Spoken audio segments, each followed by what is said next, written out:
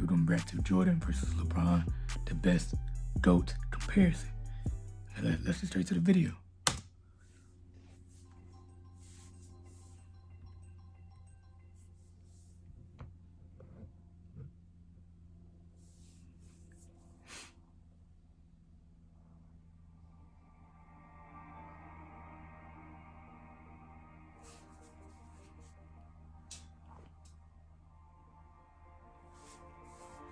LeBron James.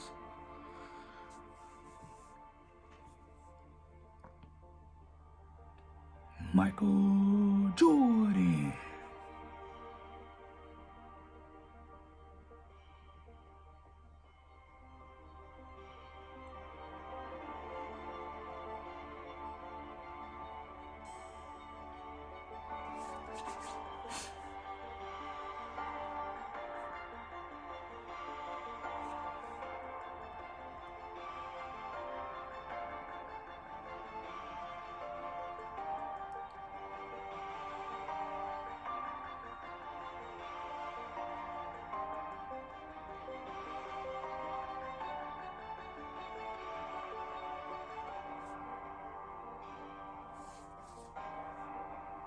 Jordan versus LeBron. Jordan versus LeBron. LeBron versus Jordan. It's a debate that has captured the public's attention for the last several years. For real. Especially after this moment in 2016, when LeBron James beat the Golden State Warriors to win the third championship of his career. In LeBron's own words, I got four. That one right there made me the greatest player of all time. That's what I felt. I was like, that one right there made you the greatest player of all time. But did it? Is everything since that moment simply icing on LeBron's cake? Or is LeBron destined to finish his career in Michael Jordan's shadow? We've all heard the arguments from LeBron supporters. He's bigger, he's stronger, he's faster, he's more durable. And from Jordan supporters. Michael Jordan was merely 6-0 with 6 MVPs in the finals. That's crazy. But the GOAT debate isn't as simple as the pundits make it seem. There are a number of factors relevant in determining the greatest basketball player of all time. In fact, I would say there are 5 things that really matter when determining the GOAT of any sport. These criteria are, in no particular order, accomplishments, longevity, winning, statistics, and what we'll refer to in this video as the eye test. And to be the GOAT, you don't need to be the best in any specific category, but you need to be pretty good across the board. So simply winning 7 championships, like Robert Horry did, isn't enough to get you into the conversation. Dang. When we're finished with this video, it'll be plainly obvious that one guy comes out on top.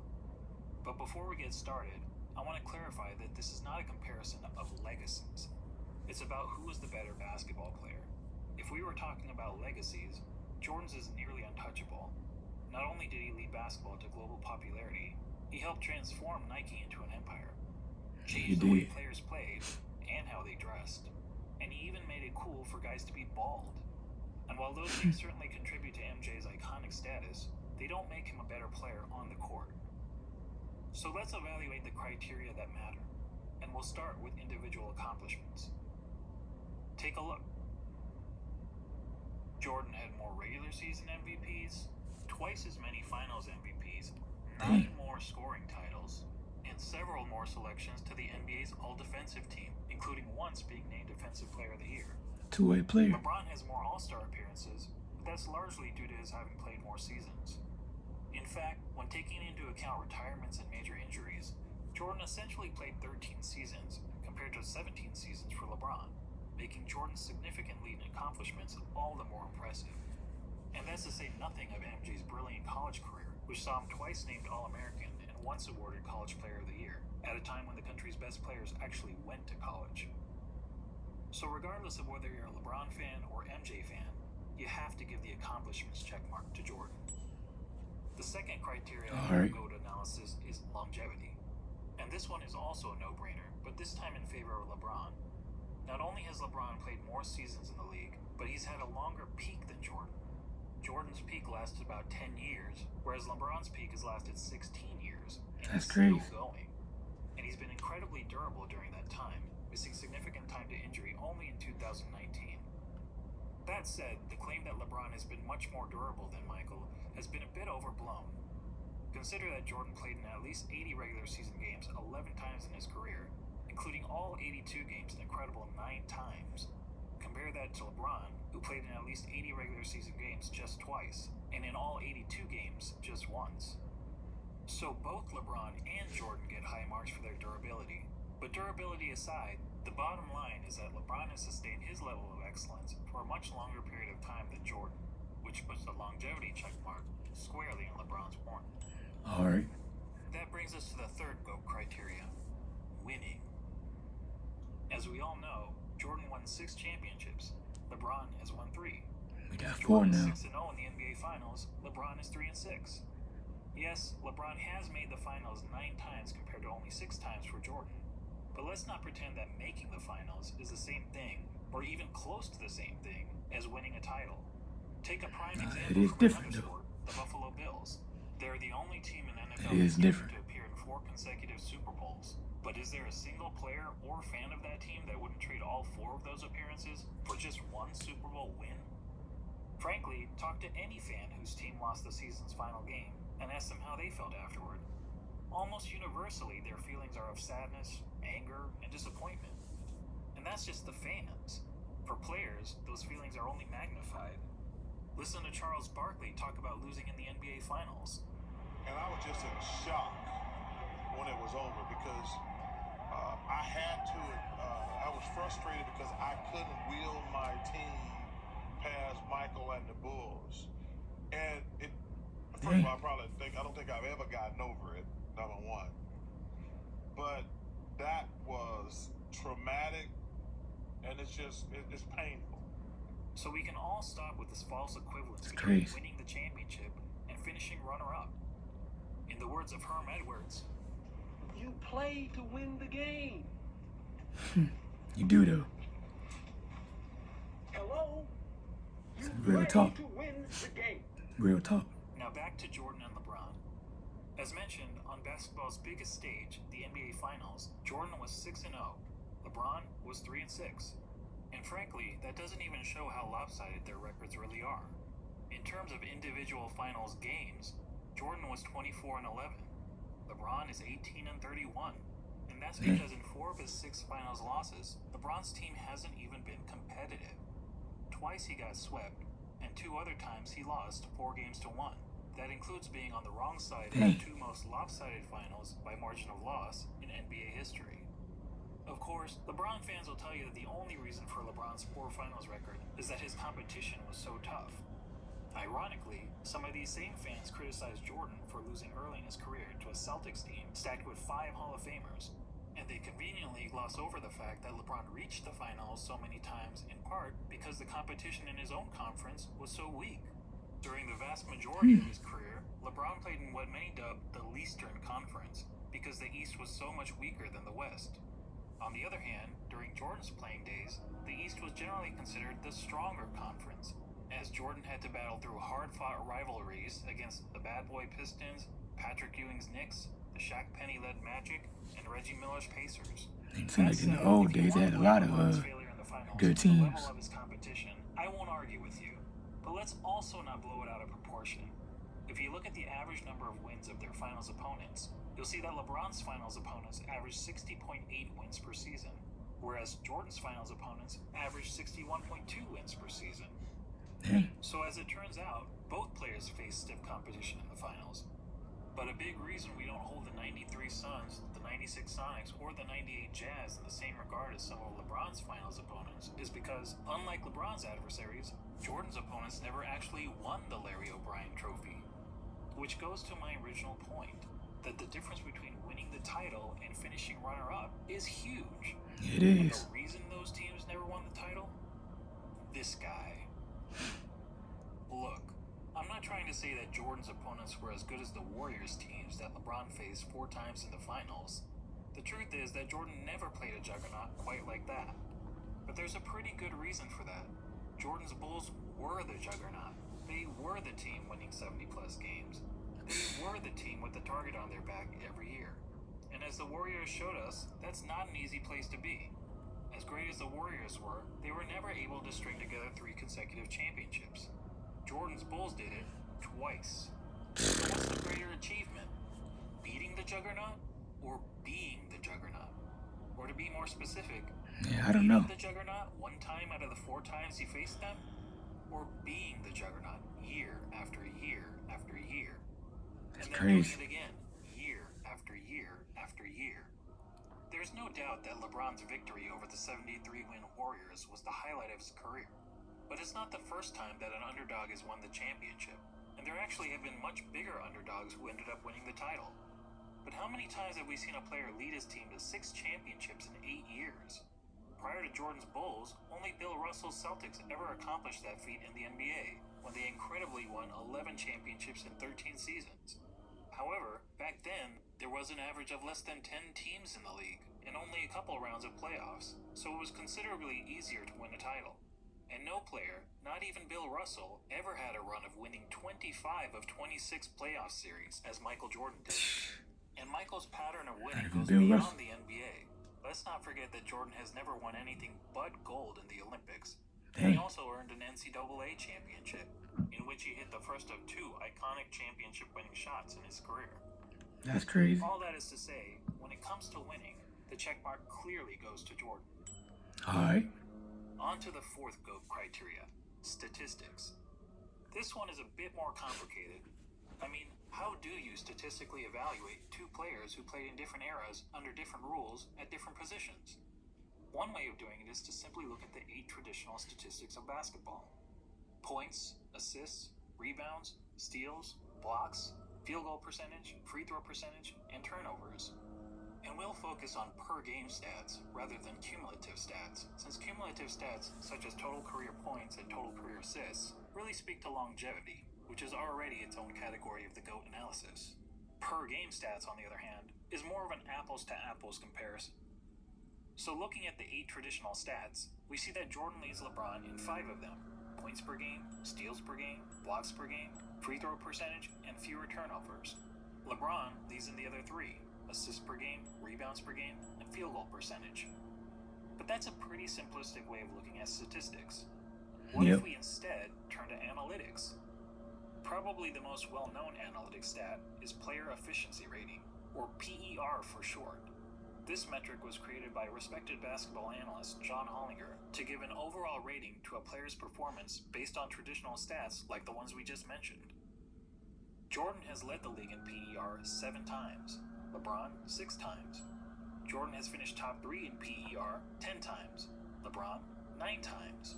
In Dang. fact, Jordan has the highest career PER in both the regular season and the playoffs. Another popular analytics stat is win shares. Jordan has led the league in win shares 8 times, LeBron 5 times. Jordan has finished top 3 in win shares 11 times, LeBron 6 times. And when it comes to win shares per 48 minutes, Jordan has the highest career rating in both the regular season and the playoffs. What about box plus minus? Until recently, LeBron was actually ahead of Jordan in career box plus minus. But after the 2017 season gave Russell Westbrook the greatest single-season box plus minus in history by a wide margin, the architect of box plus minus realized that the stat was fundamentally flawed. So he made some changes to improve its formula. As a result, Michael Jordan now has the highest career box plus minus in both the regular season and the playoffs. Dang, so Jordan won And this? lastly, what about value over replacement player, which on its face seems to favor LeBron James? Well, value over replacement player is a cumulative stat, and as previously noted, cumulative stats speak more to longevity than they do game-to-game dominance. That said, according to value over replacement player, Jordan owns 6 of the 9 greatest individual seasons ever played. And on a per-game basis, MJ's career rating in value over replacement player is the highest of all time in both the regular season and the playoffs. Dang. Are you noticing a theme here? Not only Mm-hmm. does Jordan beat LeBron in every ratable analytic stat, he consistently ranks as the best ever across the board. Before we move on from analytics, I want to mention a lesser-known stat called game score, another brainchild of John Hollinger. Game score measures a player's performance in a single game, so it won't tell us who's had the better career, but it does provide insight into who's had the greatest games.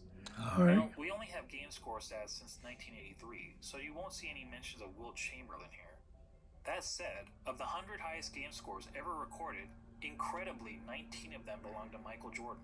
In other words, nearly 1 out of every 5 of the best single-game performances over the last 4 decades has been by MJ. That includes the highest game score of all time for Jordan's 69.18 rebound masterpiece. Comparatively, LeBron has had only 3 of the top 100 game scores. What? When discussing the GOAT, Nick Wright is fond of asking this question. The aliens come down. You have 1 game to save humanity. Who's your first pick in the history of the world? Well, Nick, I think we have our answer. Now that I've finished drowning you in numbers, let's be real. Hardly anyone watching this video knows how to calculate PER, win shares, box plus minus, value over replacement player, or games. I don't know how to do it. Do y'all know how to do it? This is basketball, not Goodwill Hunting. So let's go back to the traditional stats that we all know and understand. But this time, let's add context to them. What do I mean by context? Well, some positions are simply better than others at racking up certain stats. True. Let's take rebounding as an example. In a vacuum, if we simply compare the number of rebounds per game of Brook Lopez and Jason Kidd, we might think that Lopez was the better rebounder. The truth is, relative to their positions, Lopez is statistically one of the worst rebounding centers in NBA history, whereas Kidd is statistically one of the best rebounding guards in NBA history. That's crazy. But even a poor rebounding center can grab more rebounds than a great rebounding guard solely by virtue of their roles on the court. So it makes sense that, to understand the context of a player's stats, we should compare them to the respective positions that they played. When comparing LeBron James to the other small forwards who have played at least 500 NBA games, this is where he ranks. Overall, that's pretty impressive. That is. Now let's see how Jordan compares to all shooting guards who have played at least 500 NBA games. As good as LeBron is compared to other small forwards, Jordan is on another level when compared to other shooting guards. He's darn near the top of every major statistical category, and there isn't a single category where LeBron is better than MJ relative to his position, other than assists. So to sum up statistics, whether comparing traditional stats or analytics, and especially when judging these players in the context of the positions they played, Jordan has a noticeable edge over LeBron. As such, we have to give the check mark to Jordan. Dang. And that takes us to the last category in our GOAT analysis, the eye test. And to be clear, by eye test, I don't mean which of these players is bigger, faster, or jumps higher. None of that is relevant unless we're having a track and field competition. And frankly, if physical measurables mattered, then George Murasan would be in the GOAT conversation. No, what I mean by the eye test is, if you sat an average basketball fan in front of a TV to watch a player in action, what would he notice that the player is and is not great at? Thankfully, I happen to be an average basketball fan, and I've had the privilege of watching both LeBron and Jordan during their playing days. So unlike I don't really had the privilege of watching LeBron. I haven't merely relied on highlight videos. Here's what my eyes told me when I saw Michael Jordan play, particularly during his playing days with the Chicago Bulls. He was the best offensive player in the game. He was arguably the best defensive player in the game. Two-way He player. had the best mid-range game. Dang. He was the best finisher at the rim. He had the best post-up game, which is incredible considering most players who dominated the post were big men. He was widely considered the most clutch player in the game. He was regarded by opponents as the fiercest competitor on the court. He was regarded by teammates as the hardest worker in practice. And when all was said and done, amongst the other stars of his generation, he was the greatest winner. Now, when you're playing against the elite of the elite athletes of the world, to be the best at any one of those things is pretty remarkable. But to be the best at all of them? I tell you it's impossible, but for the fact that we saw Michael Jordan do it. And when it comes to the GOAT debate, that's the biggest hurdle facing LeBron. He's basically being compared to a guy who was great at everything and practically had no weaknesses. Dang. Seriously, judging by the eye test, what's the worst thing we could say about Michael Jordan's game? Probably that he wasn't a very good three-point shooter. Jordan shot 33% from beyond the arc in an era when the average player also shot 33%. So when it came to three-point shooting, he wasn't good, he wasn't bad, he was just average. But remember that Michael played in an age when the three-point shot wasn't a big part of the game. During Jordan's years, teams averaged only 9.5 three-point attempts per game, and Michael himself attempted less than 2 threes per game. And if being Yeah, an now average everybody three-point they do be shooter is a shooting weakness threes of though. Michael's game, well, then we also have to call it a weakness of LeBron's game. The difference is that LeBron plays in an era where the three-point shot is a huge part of the game. During the years in which LeBron played, teams attempted on average over 21 threes per game. And LeBron himself averaged 4.3 three-point attempts per game, or 2.5 times as many as Jordan. Despite the increased emphasis on threes, LeBron's career shooting percentage from beyond the arc is only a hair better than Jordan, at 34%. And it's actually slightly below his peers, who averaged 35% from three during his era. Dang. But to reiterate, being an average three-point shooter was by far the worst part of MJ's game. For LeBron, it's not even close. LeBron, in fact, has 4 major weaknesses as a basketball player, each of which is readily apparent to anyone who has actually watched him play. First, he's not a good free throw shooter.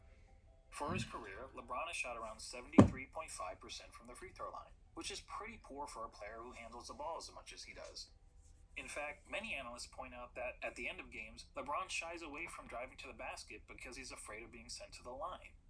Dang. I don't know whether that's true, but what I do know is that the odds of LeBron hitting 2 consecutive free throws is statistically not much better than a coin flip.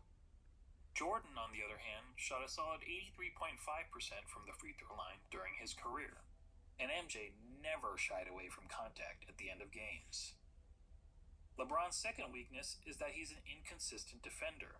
Sure, he's had some years where he was elite defensively, which is evidenced by his numerous selections to the NBA's all-defensive Yeah, team, that block. but he's also had Best several block of all years where he's time. practically been a liability on the defensive end.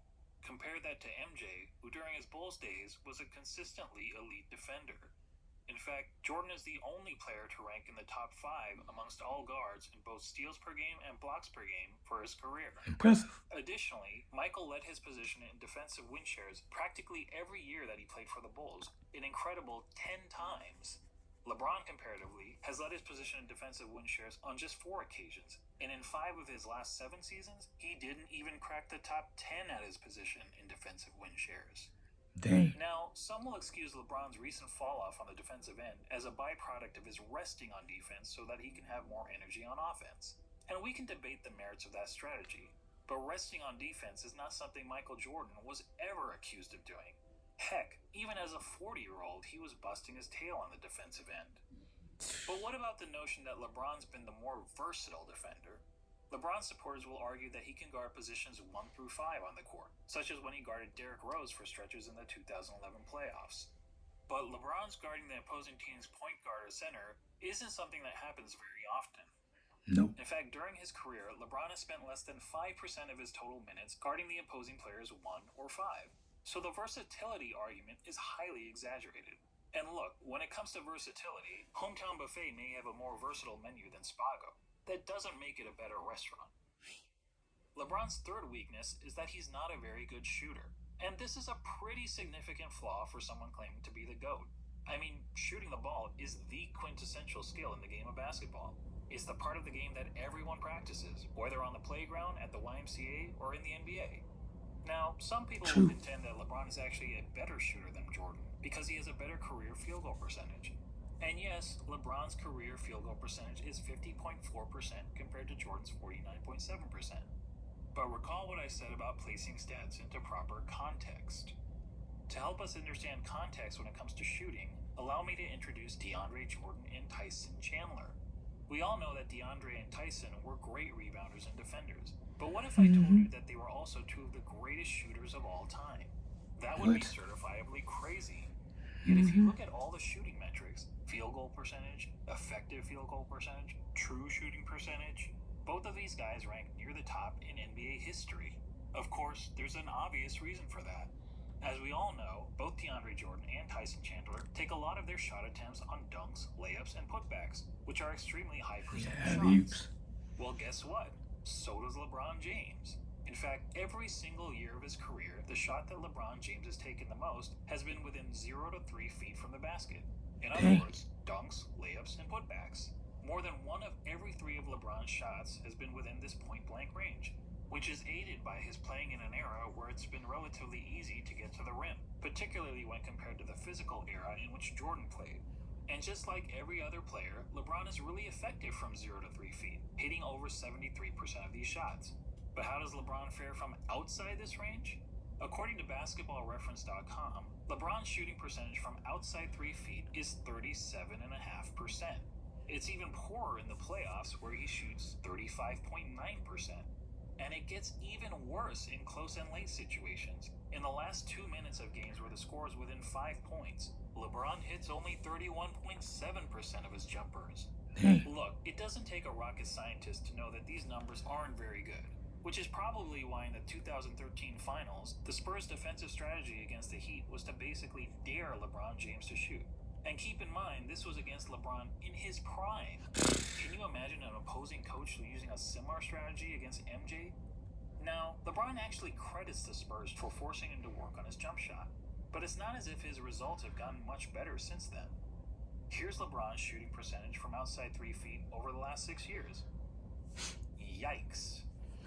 Well, I'll give him this, he is consistent.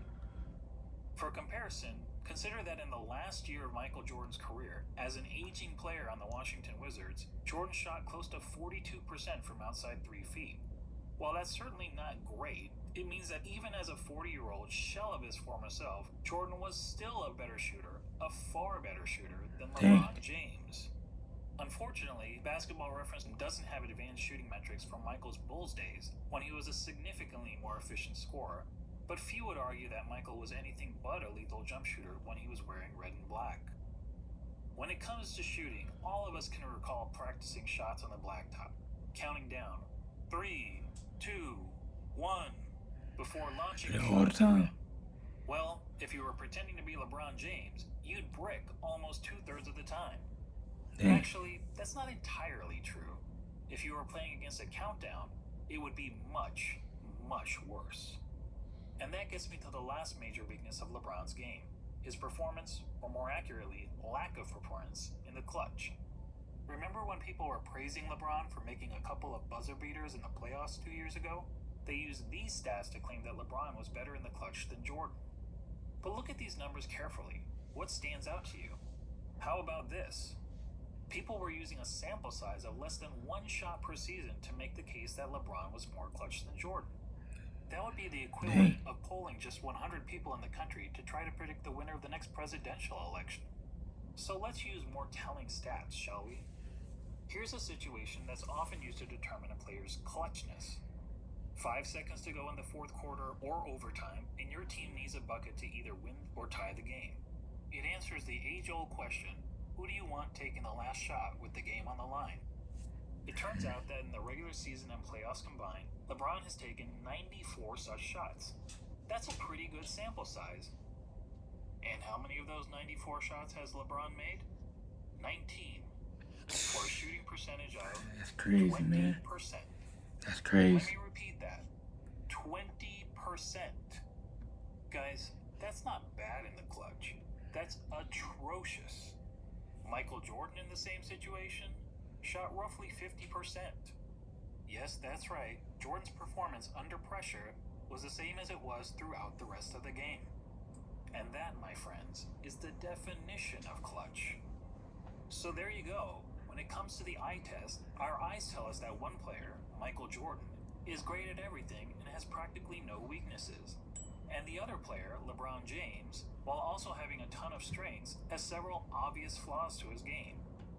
And when all is said and done, after analyzing the 5 key factors of being the GOAT, Jordan gets 4 check marks to LeBron's 1. Making this GOAT debate, well, not much of a debate at all. Now, don't get me wrong, I'm not saying that LeBron James is a bad player. He's a phenomenal player. Personally, I have him on basketball's Mount Rushmore, along with Jordan, Kareem, Wilt Chamberlain, and Bill Russell. He's just not Michael Jordan. And just to underscore how He's good not. MJ He's was, different. let's ignore LeBron and Jordan for a minute and focus on the other 3 players highlighted here, Kareem, Wilt, and Bill Russell. Most would agree that these are the 3 greatest centers in NBA history, and each of them has a strong case to justify his standing among basketball royalty. Wilt is an all-time great because he was an offensive force of nature, and he holds a ton of NBA records. Russell is in the conversation because he was a dominant defender and a perennial champion. Kareem also led his team to numerous titles, and in terms of individual awards and accolades, was the most decorated of the three. Not to mention, he had the NBA's most unguardable shot. Yep. Now imagine Hood a shot. center that had all the best qualities from these three titans. A player like that would be the basketball equivalent of Thanos. Now add to that player the highest level of intangible attributes, such as a tireless work ethic, unmatched killer instinct, and an ability to deliver in the clutch. And now you'd essentially be looking at That'd have Thanos really been the with GOAT all then. the Infinity Stones, and no one would question whether this player was the greatest of all time. But the truth is, we don't have to imagine such a player. That player already existed. He just happened to be a shooting guard, not a center. When you think about it, Michael Jordan is the real-life version of an overpowered video game character. He had all the qualities we look for in a superstar athlete, and he had it in spades. He's basically Babe Ruth, if Babe Ruth played defense like Willie Mays. And that's why, even in comparison to the other all-time greats, he is truly in a class of his own. Simply put, he's the GOAT.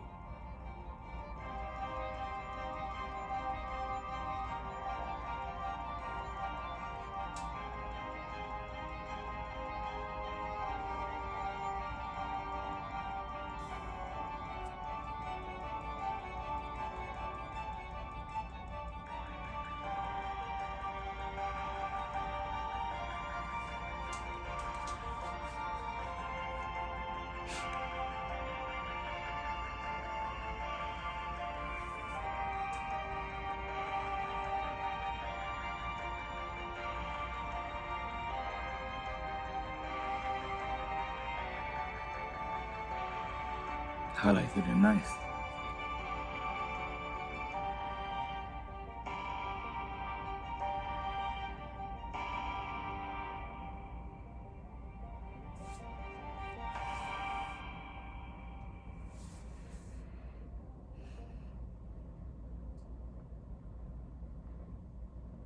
Thanks for watching. This was my first... Well, all right, man. Very good video. That was a nice video, man. You know what I'm saying? My final thoughts, man. And LeBron, I think right now he's the GOAT. Like right now. No.